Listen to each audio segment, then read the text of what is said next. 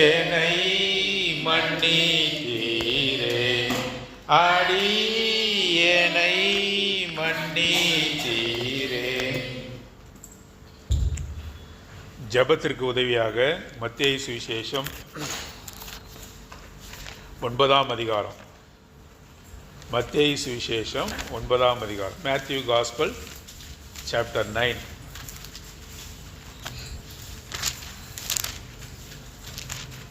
மத்தேயு சுவிசேஷம் 9ஆம் அதிகாரம் 35ஆம் வசனம் முதல் 38ஆம் வசனம் வரை எல்லோரும் சேர்ந்து வாசிக்கலாம். மத்தேயு சுவிசேஷம் 10ஆம் அதிகாரம் 35வது வசனம் முதல் 38வது வசனம் வரை எல்லோரும் நாம் சேர்ந்து வாசிக்கலாம். பின்பு இயேசு சகல பட்டணங்களையும் எல்லோரும் சேர்ந்து வாசிக்கலாம். மத்தேயு சுவிசேஷம் 9ஆம் அதிகாரம் 35லிருந்து 38 வரை.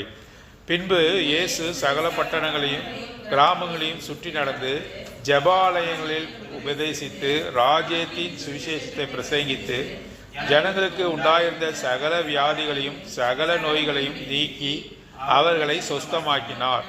அவர் திரளான ஜனங்களை கண்டபொழுது அவர்கள் மேய்ப்பனில்லாத ஆடுகளைப் போல தொய்ந்து போனவர்களும் சிதறடிக்கப்பட்டவர்களுமாயிருந்தபடியால் அவர்கள் மேல் மனதுருகி தம்முடைய சீஷர்களை நோக்கி, அறுப்பு மிகுதி, வேலையாட்களோ கொஞ்சம், ஆதலால் அறுப்புக்கு எஜமான் தமது அறுப்புக்கு வேலையாட்களை அனுப்பும்படி அவரை வேண்டிக் கொள்ளுங்கள் என்றார். தேவன் தாமே இந்த வசனத்தை ஆசீர்வதித்து நம் அனைவரோடும் கூட பேசுவாராக. மத்தேயு சுவிசேஷம் 9ஆம் அதிகாரம், லூக்கா சுவிசேஷம் 8ஆம் அதிகாரத்தில் இந்த பகுதியானது போடப்பட்டிருக்கிறது. மார்க்கு 5 கூட நாம் இதை குறித்து வாசிக்கிறோம். மத்தேயு சுவிசேஷம் 9ஆம் அதிகாரம் என்று சொல்லும்பொழுது அநேக அற்புதங்கள் அங்கே நடக்கிறதை பார்க்கிறோம். எந்த அதிகாரத்தை காட்டிலும் அநேக அற்புதங்கள் அங்கே நடக்கிறதை காட்டிலும் பார்க்கிறோம். மாத்திரமல்லாமல் அநேகரை அவர் சந்திக்கிறார். இந்த அதிகாரத்தில் தான் திரளான ஜனங்கள் அவரிடத்தில் வருகிறார்கள். அங்கே அவர்கள் சொஸ்தமாக்கும்படி, அவர்கள் வியாதியிலிருந்து நீங்கும்படியாக அநேகர் அவரை நெருக்குகிறார்கள் என்று சொல்லி பார்க்கிறோம்.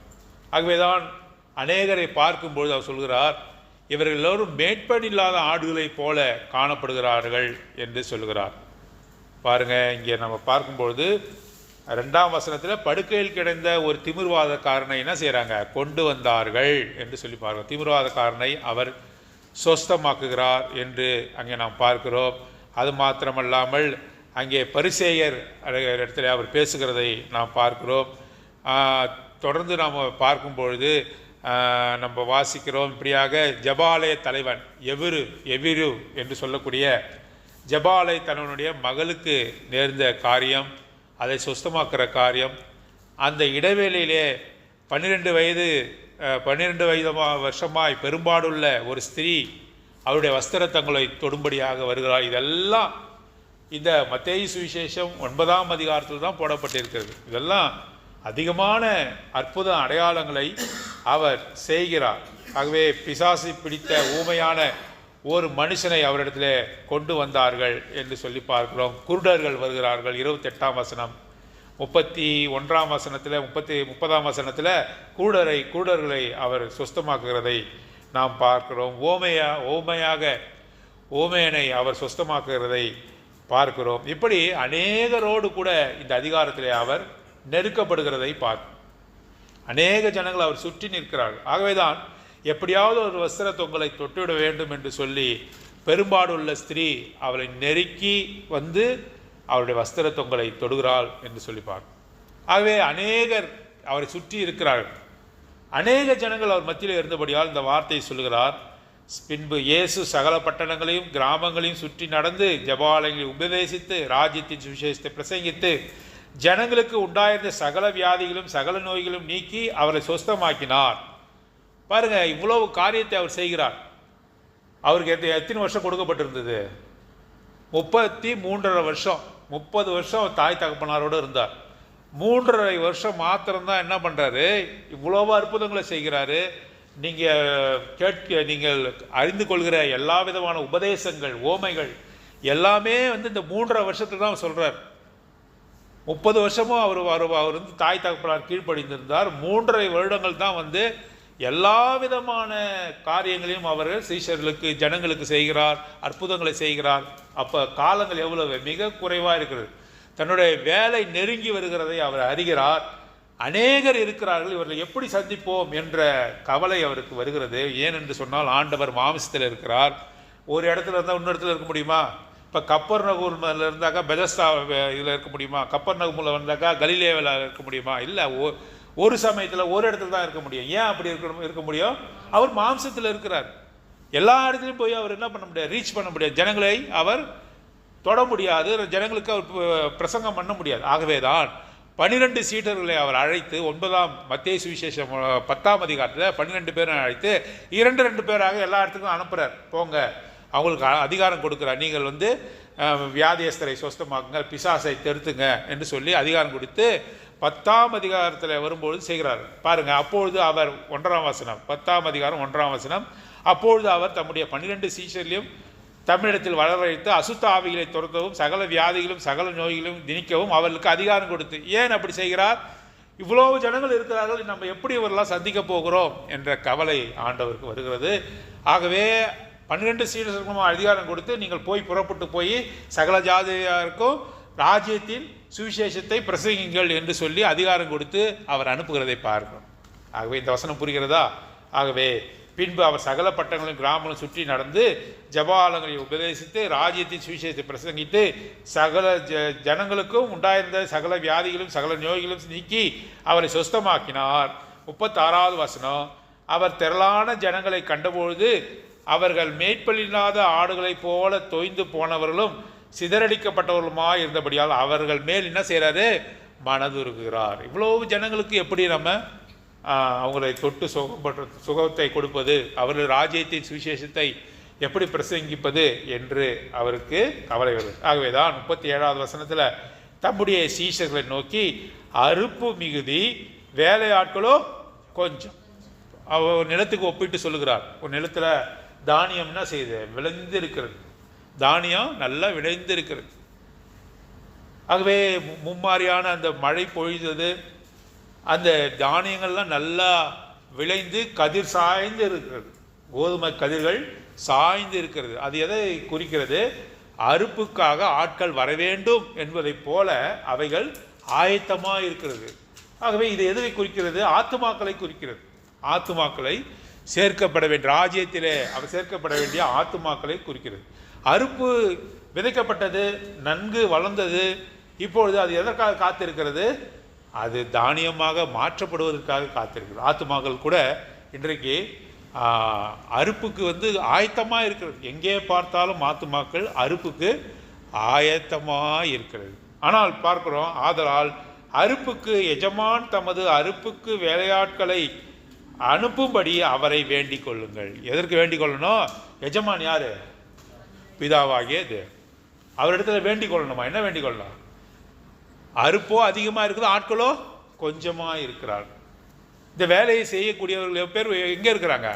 கொஞ்சமாக இருக்கிறாங்க. அப்படியே செய்கிறவர்கள் கூட எப்படி? தங்களுடைய வயிற்றுக்காக ஊழியம் செய்கிறவர்களாக இருக்கிறார். மந்தையை சிதறடிக்கிறவர்களாக இருக்கிறார். பொய் போதனைகளை போதிக்கிறவர்களாக இருக்கிறார்கள்.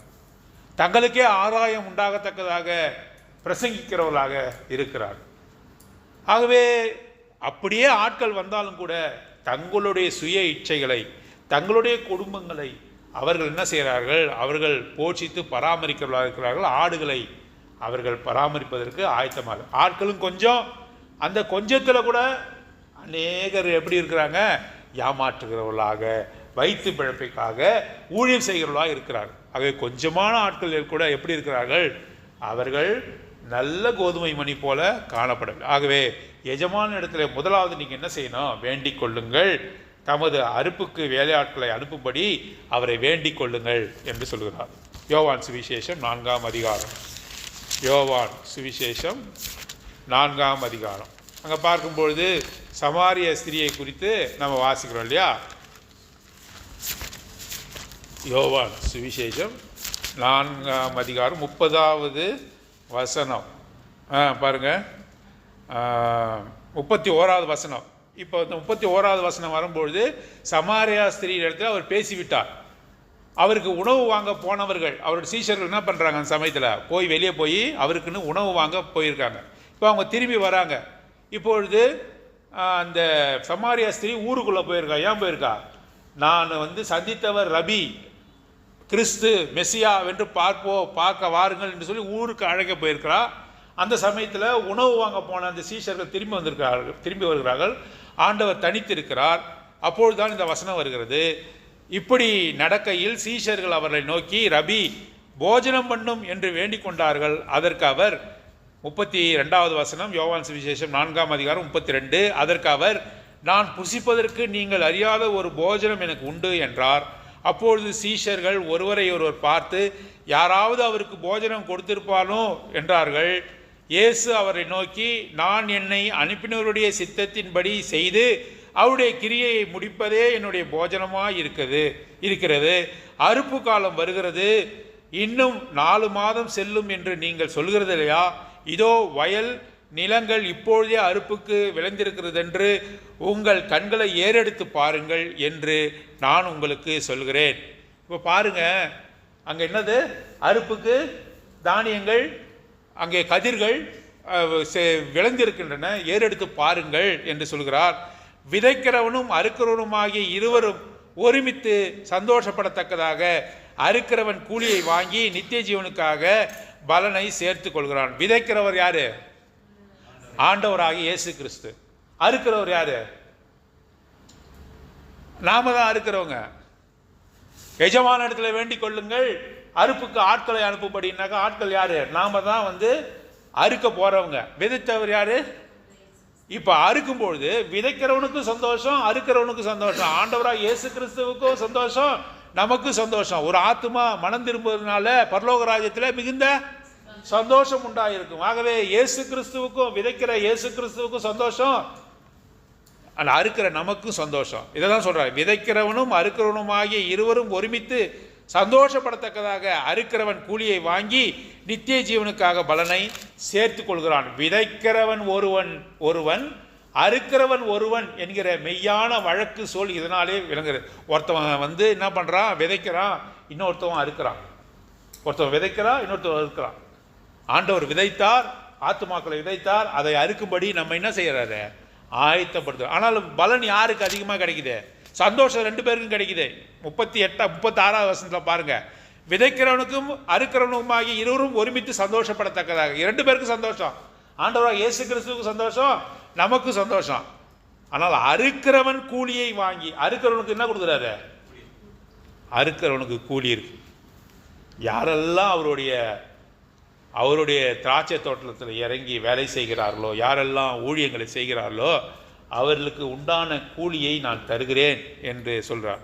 ஜீவனுக்காக பலனை சேர்த்து கொள்கிறார், நித்திய ஜீவனுக்காக பலனை சேர்த்து கொள்கிறார். 38, நீங்கள் பிரயாசப்பட்டு பயிரிடாததை அறுக்க நான் உங்களை அனுப்பினேன். நீங்களா பிரயாசப்பட்டீங்க?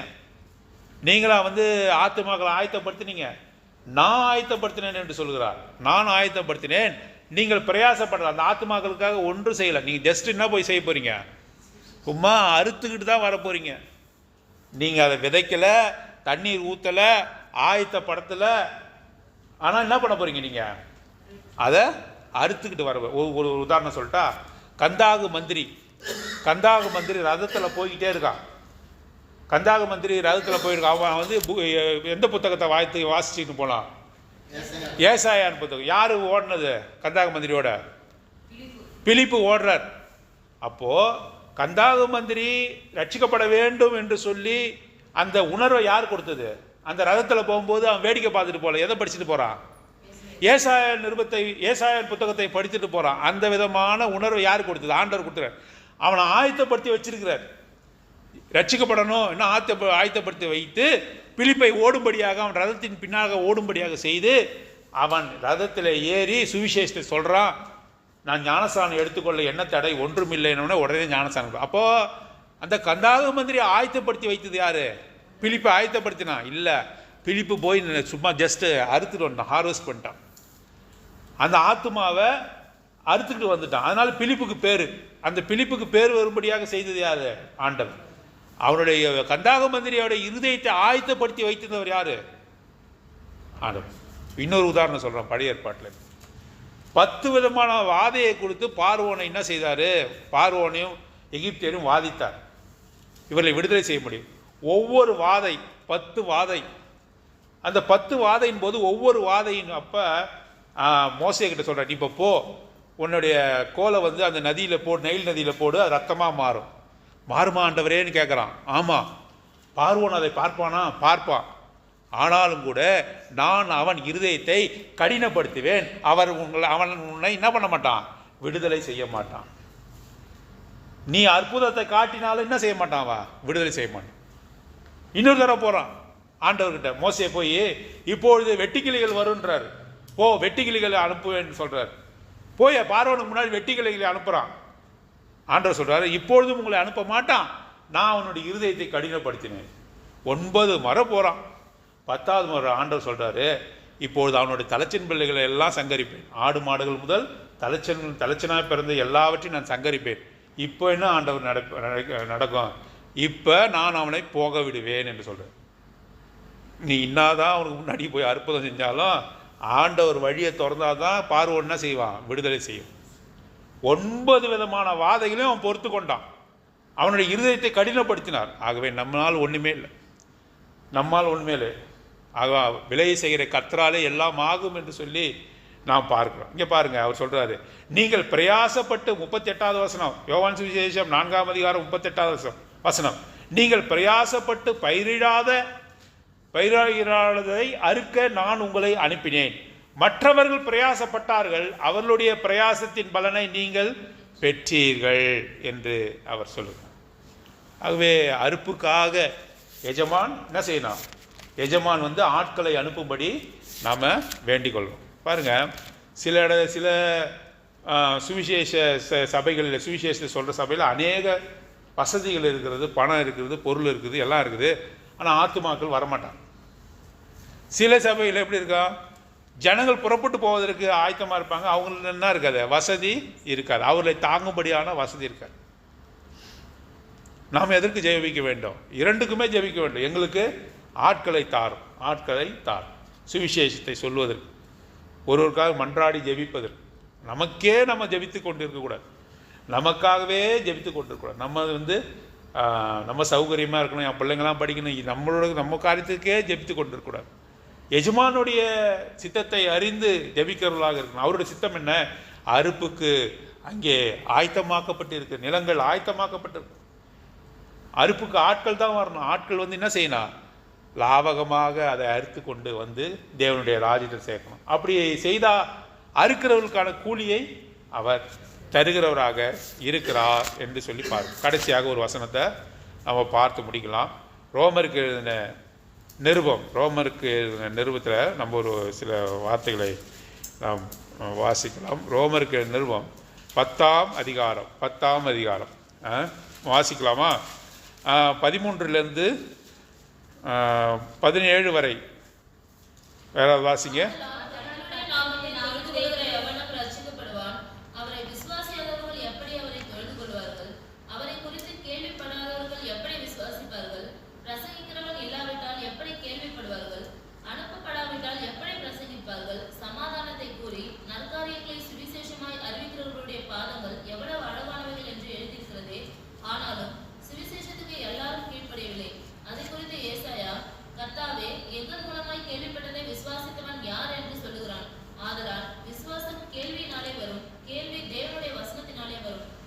பாருங்க, இந்த வசனத்தை நம்ம தலைகீழாக படிக்கணும். இதை தலைகீழாக படிக்கும்போது தான் இது புரியும். அப்படியா? நான் உங்களுக்கு எப்படின்னு வாசித்து காட்டுறேன் பாருங்கள். 15வது வசனத்திலேருந்து இப்போ நம்ம படிக்கலாம். அனுப்பப்படாவிட்டால் எப்படி பிரசங்கிப்பார்கள்? சமாதானத்தை கூறி நற்காரியங்களை சுவிசேஷமாய் அறிவிக்கிறவருடைய பாதங்கள் எவ்வளவு அழகானவைகள் என்று எழுதியிருக்கிறதே. பாருங்கள், சுவிசேஷத்தை கூறுகிறவருடைய பாதங்கள் அழகான பாதங்கள் என்று போடப்பட்டிருக்கிறது. சுவிசேஷத்தை அறிவிக்கிறவர்களுடைய பாதங்கள் அழகான அனுப்பப்படாவிட்டால் எப்படி பிரசங்கிப்பார்கள்? முதல்ல பிரசங்கம் பண்ணணும். பிரசங்கம் பண்ணுறதுக்கு அனுப்பப்படாவிட்டால், அவர்கள் அபிஷேகம் பண்ணப்படாவிட்டால் எப்படி பிரசங்கம் பண்ணுவாங்க? பிரசங்கம் பண்ண சொன்னால் உளறிட்டு போவாங்க. பிரசங்கம் பண்ண சொன்னால் என்ன பண்ணுவாங்க? அவர்கள் உளறிட்டு போவாங்க. அனுப்பப்படாவிட்டால், கர்த்தரால் அனுப்பப்படாவிட்டால், முதல்ல எப்படி படிக்கணும்? அதை கர்த்தரால் அனுப்பப்படாவிட்டால் எப்படி பிரசங்கிப்பார்கள்? ரெண்டாவது பாருங்க, பிரசங்கிக்கிறவன் இல்லாவிட்டால் எப்படி கேள்விப்படுவார்கள்? இதை அப்படி படிக்கணும். முன்னாடி பின்னாடியிலேருந்து போகணும். முன்னாடி பிரசங்கிக்கிறவன் இல்லாவிட்டால் எப்படி கேள்விப்படுவார்கள்? பிரசங்கித்தாதான் மக்கள் என்ன செய்வாங்க? அதை கேள்விப்படுவார்கள் என்று சொல்லி நாம் பார்க்கிறோம். பாருங்க, கேள்விப்படாதவர்கள் எப்படி விசுவாசிப்பார்கள்? விசுவாசியாதவர்கள் எப்படி கர்த்தருடைய நாமத்தை தொழுது கொள்வார்கள்? அப்படி போகணும். பின்னாடி இந்த வசனத்தில் எப்படி படிக்கணும்? பின்னாடியிலேருந்து படிக்கணும். எப்படி? முதல்ல அனுப்பப்படாவிட்டால் எப்படி பிரசங்கிப்பார்கள்? பிரசங்கிக்கப்படாவிட்டால் எப்படி ஜனங்கள் கேள்விப்படுவார்கள்? கேள்விப்படாவிட்டால் எப்படி விசுவாசிப்பார்கள்? விசுவாசியாதவர்கள் எப்படி தொழுது கொள்வார்கள்? எப்போ தொழுகை வரும்? எப்போ ஆண்டவரை தொழ முடியும்? விசுவாசித்தா தான் தொழ முடியும். எப்போ விசுவாசிப்பாங்க? கேள்விப்படுவாங்க. கேள்வினா என்ன? ஆண்டவருடைய வசனத்தை கேள்விப்படணும். எப்படி கேள்விப்படுவாங்க? பிரசங்கிக்கிறவன் இல்லாவிட்டால் எப்படி கேள்விப்படுவார்கள்? யாரால பிரசங்கிக்க பண்ண முடியும்?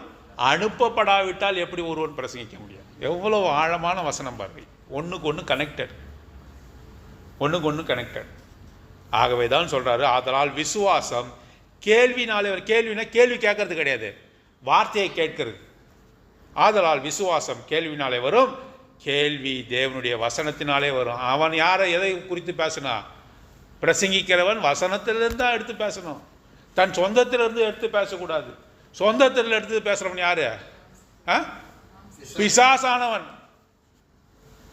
சொந்தத்திலிருந்து எடுத்து பேசுகிறவன் பிசாசானவன். வசனத்தின் அடிப்படையிலே போதிக்காதவன் எவனோ பிசாசினால் உண்டானவன். விசுவாசம் கேள்வினாலே வரும், கேள்வி தேவனுடைய வசனத்தினாலே வரும். தேவனுடைய வசனத்தை எடுத்து பேசணும். யாரால பேச முடியும்? அனுப்பப்பட்டால் ஒழிய. யார் அனுப்பணும்? ஆண்டவரால் அனுப்பப்பட்டால் ஒழிய ஒருவன் பிரசங்கியாக முடியாது. அப்படியே பிரசங்கித்தாலும் பொய் பிரசங்கம். தனக்கு பிழைப்புண்டாக பேசுகிறான். பிரசங்கிக்க முடியும். அப்படி பிரசங்கித்தாதான் கேட்க முடியும். கேட்டாதான் உனக்கு விசுவாசம் வரும். விசுவாசித்தவன் தான் ஆண்டவரை தொழுது கொள்ள முடியும். இப்படி படிக்கணும் அந்த வசனத்தை, பின்னாடி இருந்து படிக்கணும். ஆகவே மத்தேயு சுவிசேஷத்தில் நம்ம வாசிக்கிறோம், 10ஆம் அதிகாரத்தில் தம்முடைய சீஷரை நோக்கி அறுப்பு மிகுதி, வேலையாட்களோ கொஞ்சம், ஆதலால் அறுப்புக்கு எஜமான் தமது அறுப்புக்கு வேலையாட்களை அனுப்பும்படி அவரை வேண்டிக் கொள்ளுங்கள். அவரால் அனுப்பும்படி வேலையாட்களை அனுப்பும்படி வேண்டிக் கொள்ளுங்கள். நம்ம எதுக்கு வேண்டிக் கொள்ளணும்? வேலையாட்கள் அதிகமாக வரும். தேவனுடைய வீட்டில் வேலை இல்லைன்னு சொல்ல முடியாது. வீடுனா இதை நினச்சிக்காதீங்க. யூனிவர்சல் சர்ச்சை சொல்கிறேன் நான், சர்வலோக சபையை சொல்கிறேன். அநேகர் இன்னும் கூட என்ன பண்ண முடியல, அநேக ஆட்கள் இந்த வேலைக்கு வரலை.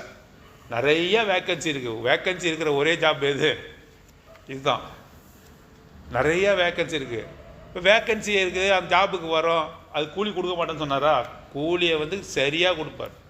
நீ நினைப்பதற்கும் கேட்பதற்கும் மேலான கூலியை தருவார். உன்னோட குடும்பம் ஆசீர்வதிக்கப்பட்டிருக்கும், பிள்ளைங்கள்லாம் ஆசீர்வதிக்கப்பட்டிருக்கும். நீ 2 வேலையும், உனக்கு வயிற்றுக்கு பழப்பையும் உண்டாக்குறாரு, உனக்கு ஆவிக்குரிய ஆசீர்வாதம் தராரு. 2 வேலையும் இதுதான் தரும். நீங்கள் ஒரு செக்குலர் ஜாப் செய்கிறீங்கன்னு வச்சுங்க, ஒரு வேலையில் போய் நீங்கள் செய்கிறீங்க, அந்த வேலை உங்களுக்கு என்ன தரும்? உங்கள் வயிற்றுக்கான பிழைப்பை மட்டும்தான் தெரியும். உங்கள் குடும்பத்தை நடத்துவதற்கான கூட்டியை தான் நீங்கள் பெறுறீங்க. ஒரு ஊழியக்காரன் என்ன தெரியுமா, 2 இடத்துலையும் கிடைக்குது. இது உண்மைக்குரிய ஆசீர்வாதம் தராரு. அவன் சொல்ல சொல்ல சொல்ல பரலோகத்தினுடைய ஆசீர்வாதத்தையும் அவன் ரெட்டத்தனையாக குறித்து கொள்கிறான். ஆனால் தான் இது மோஸ்ட் கவெட்டடு ஜாப். அது விரும்ப வேண்டிய ஒரு வேலையாக இது காணப்படுகிறது. இதில் பொய்யான ஆட்கள் அதிகமான பேர் இருக்கிறார்கள். உண்மையான ஆட்கள், உண்மையாக கூலிக்கு, அவருடைய கூலிக்கு சரியாக வேலை செய்யக்கூடிய ஆட்களை அனுப்பும்படி கர்த்தரிடத்தில் நாம் வேண்டிக்கணும். பாருங்கள், இதெல்லாம் நடக்கணும்னா ஆண்டவருடைய வசனத்தில் ஊன்றி கட்டப்பட்டு இருக்க வேண்டும். அவர்கள் உற்சாகமடைந்து தேவனுடைய ஊழியத்தை செய்யணும். எல்லா ஸ்பியர்லையும் வேலை செய்கிற இடத்துலலாம் சொல்லணும், சொல்லிக்கிட்டே இருக்கணும். சொல்லிக்கிட்டே இருக்கணும். ஆண்டவரை பற்றி நம்ம எங்கே வேலை செய்கிறோமோ, எங்கே படிக்கிறோமோ அங்கெல்லாம் வந்து கர்த்தருடைய வார்த்தையை சொல்லிக்கிட்டே இருக்கணும். அவங்க சொல்லட்டும், நமக்கு அமைதியாக இருப்போம் அப்படின்னு கிடையாது. எல்லார் மேலேயும் தலைமையிலும் விழுந்த கடமையாக இருக்குது. இந்த கடமையை நாம் எல்லோருமே என்ன செய்யணும்? கண்டிப்பாக செய்யணும். அவரை ஆத்மா ஆதாயத்தை செய்யணும். உனக்கான பிழைப்பு, உனக்கான கூலியை அவர் தருகிறார். நீ அவருடைய வேலையில் அவருக்கு நீ வேலை செய்தால் அதற்குரிய கூலியை அவர் தருகிறவரார். ஆகவே அறுப்புக்கு எஜமான் தமது அறுப்புக்கு வேலையாட்களை அனுப்பும்படி அவரை வேண்டிக் கொள்ளுங்கள். Pray that he should send laborers for the harvest. அங்கே நிலம் விளைந்திருக்கிறது. அது என்னது? கோதுமை மணிகள், தானிய மணிகள் எல்லாம் ரெடியாக இருக்கு. நீங்கள் போய் அறுக்க வேண்டிதான். நீ விதைக்கலை, ஆண்டவர் விதைச்ச. அதற்காக அநேகர் பாடுபட்டாங்க.